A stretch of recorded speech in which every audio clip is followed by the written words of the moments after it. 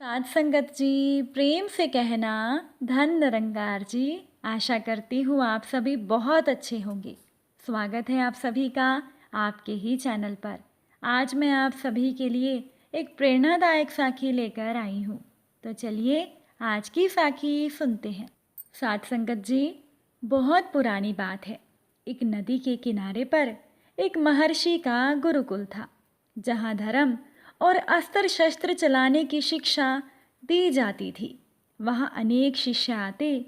गुरुकुल में कड़ा अनुशासन था। गुरु की आज्ञा का पालन करना और आपस में मित्रता का व्यवहार करना गुरुकुल का पहला नियम था। गुरुकुल में अपने बच्चों को भेजने के बाद उनके माता पिता निश्चिंत हो जाते थे। उन्हें गुरु पर विश्वास था कि वो बच्चों को अच्छी शिक्षा और अच्छे संस्कार देंगे।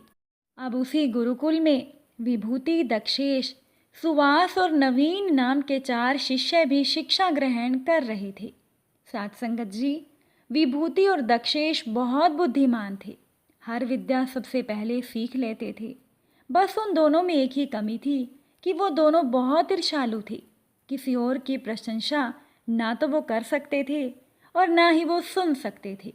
इसके विपरीत सुवास और नवीन साधारण बुद्धि के थे, पर सभी से मित्रता का व्यवहार किया करते थे। सभी के गुणों का सम्मान करते।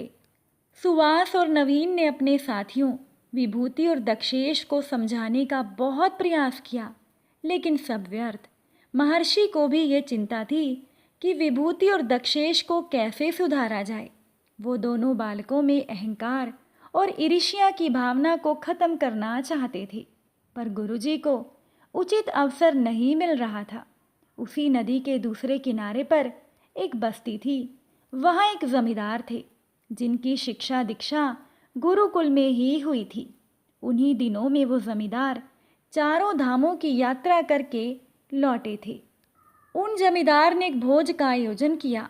जमींदार ने सबसे पहले गुरुकुल में संदेश भेजा कि महर्षिवर, संदेश वाहक के साथ कृपया आप अपने आश्रम के 2 योग्य शिष्यों को भेज दें। उन्हें भोजन कराने के बाद ही भोज आरंभ होगा। साथ ही मैं उन शिष्यों को उनकी योग्यता के लिए सम्मानित भी करना चाहता हूँ।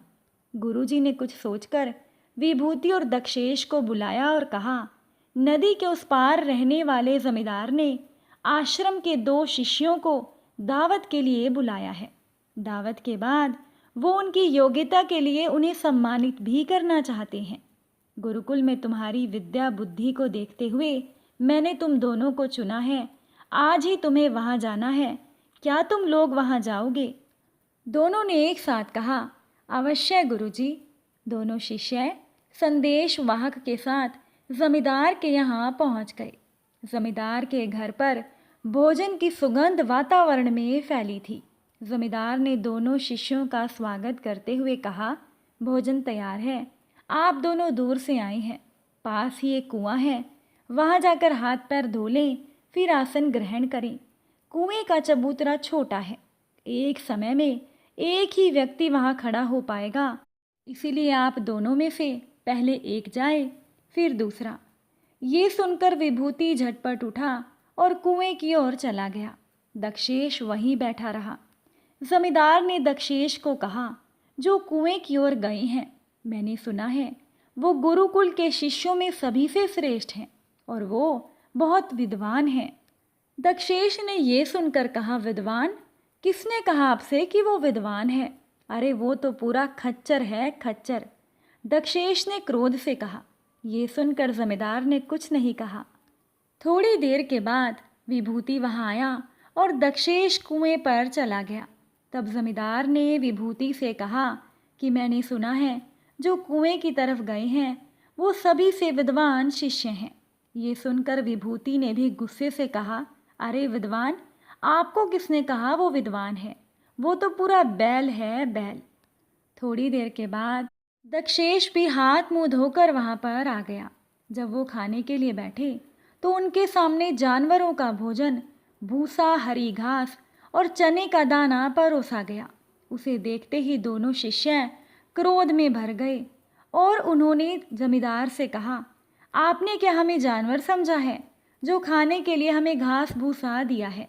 चिल्लाते हुए दोनों शिष्य क्रोध से पैर पटकते हुए तेजी से वहां से बाहर निकल पड़े। वो लगभग दौड़ते हुए गुरुकुल पहुंचे और सारी घटना महर्षि को बताई। उनकी बात अभी पूरी नहीं हुई थी कि पीछे से जमींदार का एक संदेश वाहक भी पहुंच गया। संदेश वाहक ने महर्षि से क्षमा मांगते हुए कहा, गुरुवर क्षमा करें, कहीं कुछ समझने में भूल हो गई। जमींदार खुद आते, पर हवेली मेहमानों से भरी है, इसीलिए वो नहीं आ पाए। आप अपने शिष्यों को दोबारा भेज दें, मैं उन्हें लेने आया हूँ। बिना शिष्यों को भोजन करवाए अन्य मेहमानों को भोजन नहीं परोसा जाएगा। लेकिन इस बार महर्षि ने दूसरे 2 शिष्यों सुवास और नवीन को संदेश वाहक के साथ भेज दिया। वो दोनों जमींदार के घर पहुंचे तो जमींदार ने उनसे भी बारी बारी कुएं पर जाकर हाथ पैर धोने के लिए कहा। पहले नवीन कुएं की ओर गया। सुवास को अकेला देखकर जमींदार ने फिर वही बात कही, सुना है जो कुएं की तरफ गए हैं, गुरुकुल में वो सभी से श्रेष्ठ और बहुत विद्वान है। सुवास ने कहा, आपने बिल्कुल ठीक सुना है। गुरुकुल में रहकर गुरुवर से हमें रोज अच्छी बातें सीखने को मिलती हैं। जमींदार ने फिर पूछा, आपने ये नहीं बताया कि आप दोनों में श्रेष्ठ कौन है। तब सुवास ने कहा, श्रेष्ठ तो नवीन है। जमींदार ने पूछा, और आप? सुवास ने कहा, मैं तो नवीन के सामने कुछ भी नहीं। तभी नवीन लौटा और सुवास कुएं की तरफ चला गया। जमींदार ने फिर वही प्रश्न नवीन से किया। नवीन का जवाब था, सुवास तो सूर्य है, मैं तो उसके गुणों के आगे एक दीपक भर हूँ। जमींदार उन दोनों के उत्तर से संतुष्ट हुए और दोनों का यथोचित सत्कार किया गया। दक्षिणा में उन्हें 5-5 गायें पुरस्कार स्वरूप चांदी की खड़ाऊ भेंट की गई। वो दोनों जब गुरुकुल लौटे तो बहुत खुश थे। ये देखकर विभूति और दक्षेश का क्रोध और बढ़ गया। वो महर्षि के पास गए और कहा, हम दोनों आपके इन शिष्यों से अधिक बुद्धिमान हैं, फिर भी हम अपमानित हुए। आप सब जानकर भी चुप हैं और आप नवीन और सुवास की प्रशंसा कर रहे हैं। तब महर्षि ने जवाब दिया, ये तो जमींदार ही बता सकते हैं, तो आप चलकर उनसे पूछते क्यों नहीं। दक्षेश ने गुरु से कहा। महर्षि अनमने मन से चारों शिष्यों को लेकर जमींदार के घर की तरफ चले गए। जमींदार ने दौड़कर गुरु की अगवानी की और चारों शिष्यों को आसन दिया। महर्षि ने आने का कारण बताते हुए कहा, वत्स, आपने मेरे शिष्यों के साथ भेदभाव क्यों किया? दक्षेश और विभूति का कहना है कि इनका यहाँ अपमान हुआ है। आपको इसका उचित कारण तो बताना ही होगा। जमींदार ने गंभीर स्वर में कहा, महर्षि, मैंने आपसे 2 सुयोग्य विद्वान भेजने का आग्रह किया था, पर आपने तो मेरे यहाँ बैल और खच्चर भेज दिए। जब मैंने आपके पहले भेजे हुए शिष्यों से प्रश्न पूछा तो इन्होंने एक दूसरे का यही परिचय दिया। इसीलिए मैंने दोनों के लिए इनके प्रिय जानवरों वाले प्रिय भोजन भेजे। महर्षि, अगर मुझसे कोई भूल हो गई हो तो मुझे माफ़ करिएगा। जमींदार की बात खत्म होने से पहले विभूति और दक्षेश का सर शर्म से झुक गया। उन्हें अपनी भूल का एहसास हुआ। उन्होंने जमींदार से माफ़ी मांगी। तब गुरु महर्षि ने कहा, अहंकार और ईर्ष्या के कारण तुम दोनों में प्रेम नहीं है, पारस्परिक सद्भाव नहीं है। इसी कारण तुम दोनों योग्य होकर भी अयोग्य सिद्ध हो गए और अपमानित भी हुए। वहीं पर सुवास और नवीन तुम दोनों की अपेक्षा कम योग्य हैं, पर वो विनम्र, शिष्ट और एक दूसरे के प्रति मित्रता का भाव रखते हैं।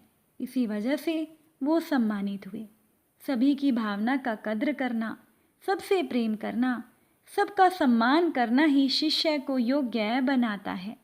इसे सुनकर वहाँ उपस्थित लोगों ने गुरु की प्रशंसा की और गुरु को विश्वास हो गया कि अब उनके चारों शिष्य एक समान योग्य होकर ही घर लौटेंगे। साथ संगत जी, आज की ये साखी आपको कैसी लगी कमेंट करके ज़रूर बताइएगा। अगर आज की वीडियो अच्छी लगी हो इसे लाइक शेयर कीजिएगा। आप सभी से फिर मुलाकात होगी नई साखी के साथ। साथ संगत जी, प्यार से कहना, धन निरंकार जी।